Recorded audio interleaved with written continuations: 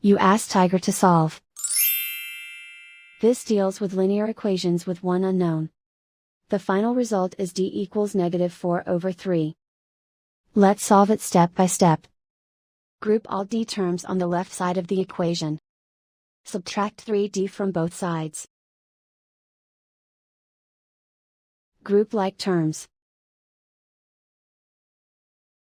Simplify the arithmetic. Group like terms. Simplify the arithmetic. Group all constants on the right side of the equation. Subtract 8 from both sides.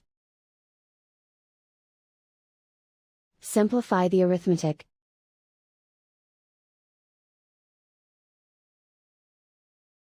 Isolate the d. Divide both sides by 3. Simplify the fraction. And so the final result is d equals -4/3.